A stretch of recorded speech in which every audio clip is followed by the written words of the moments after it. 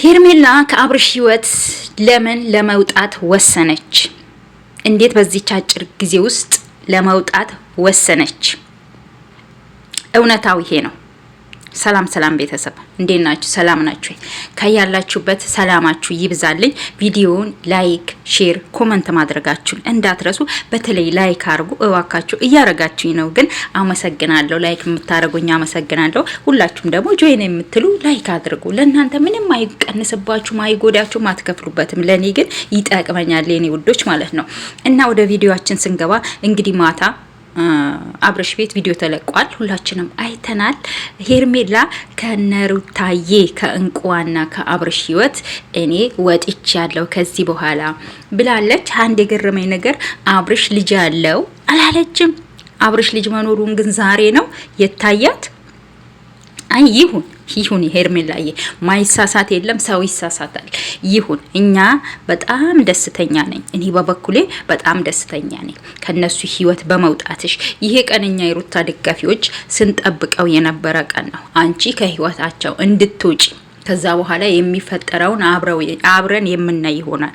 ግን መጀመሪያ አንቺ ከህይወታቸው እንድትወጪ የምንጠብቀው ቀን ነበረ። ሄርሜላ ከህይወታቸው የወጣችው በነገራችን ላይ ትላንትና ቪዲዮ ሰርቼ ነበር፣ አይታችኋል። ኢንፎ ሚዲያ ላይ ተከሰዋል። ገባችሁ? ተከሰዋል። እኔ ለዚህ ነው ብዬ ነው የማምነው። መውጣቷ ደስተኛ ነኝ ስነግራችሁ። እውነቱን ከህይወታቸው መውጣቷ የምፈልገው ነገር ነው። ግን ደግሞ ይሄ ነገር የሆነው ኢንፎ ሚዲያ ላይ የቡታጀራ ኢትዮወሮች በህግ ሊጠየቁ ይገባል ብላ አንዲት ሴትዮ መልእክት አስተላልፋለች። የሚሰሩት ቪዲዮ ምንን ያስተምራል? ትውልዱን ምን እያስተማረ ነው? እንዴት ሀገራችን ላይ በአደባባይ አንዲት ሴት የሰውን ባል ይዛ ባሌ ነው ብላ ያዙኝ ልቀቁኝ እንዴት ትላለች ብላ በጣም ብዙ ነገር አውራታለች። እንግዲህ ቡታጀራ ሀገራችንን ገልጻ በግልጽ ማለት ነው። ይሄ ደግሞ ምንም ግልጽና አጭር ነገር ነው። እና አብርሽ ናቸው በቃ ሌላ ምንም ሌላ ሰው የለም። የቡታጀራ ተዋሪዎች ነው ያለችው እና አብርሽ ናቸው። ስለዚህ ይሄ ነገር ደግሞ ተጠያቂ ሊያደርጋቸው ስለሚችል ይሄ ነገር ማቆም አለባቸው። ግን እኛ ከሁሉም እኔ ደስ ያለኝ ሄርሜላ ከህይወታቸው መውጣቷና መውጣቷ ብቻ ነው። ገባችሁ? እሷ ከህይወታቸው መውጣቷ። ምክንያቱም የሄርሜላ ደጋፊዎች እስኪ ህሊናችሁ ይውቀሳችሁ ዛሬ ማለት ነው። እኛ የሩታ ደጋፊዎች የምን ቪዲዮ እየሰራን ነው ወይ? አዎ ቪዲዮ እየሰራን ነው ለራሳችን። ግን ስንደግፍም ደግሞ ለእውነት ይሄ ነገር ትክክለኛ ነገር ቢሆንም ባይሆንም የሚሰሩት ነገር እኛ እየደገፈን ያለው ነው እንደ እውነታ ነው። ገባችሁ? እንደ እውነታ።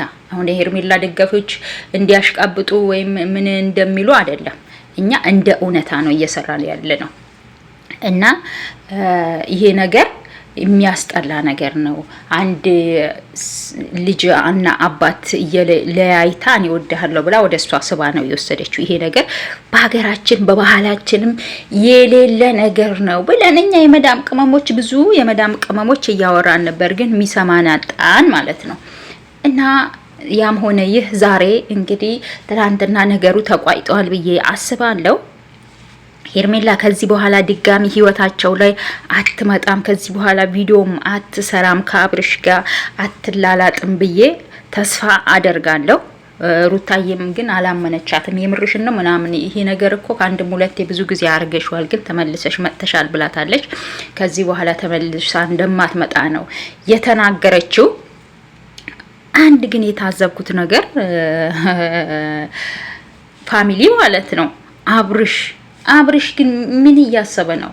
ሄርሜላ ከህይወቱ እንድትወጣ አይፈልግም። ከሩታ መራቅ አይፈልግም። እንዴ ምንድነው አብርሽ? እስኪ ንገረን አንተ። ሁሉ አማረሽ ሆንክ እኮ እንዴ! ሁሉ አማረሽ ሆንክ። እውነቷን ነው ሄርሜላ። አንተ ወይ ወደ ሩታ አልሆንክ ወይ ወደ ሄርሜላ አልሆንክ። የሁለታቸውም ልብ አንጠልጥለህ እየኖርክ ያለክ ሰው ነክ ማለት ነው አብርሽ። እውነቴን ነው። እዚህ ጋር እኔ ለአብርሽ ነው የምናገረው።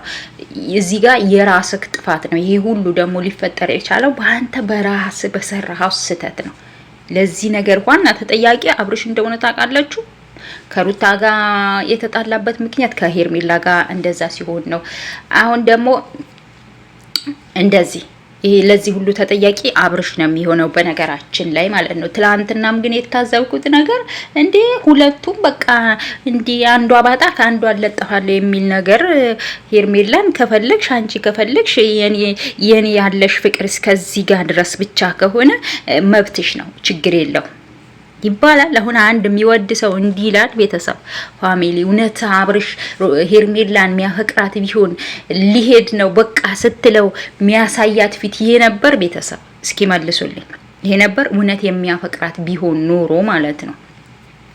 አያችሁ፣ ማንኛውም ነገር በነገራችን ላይ ያለ ቦታው ርካሽ ነው።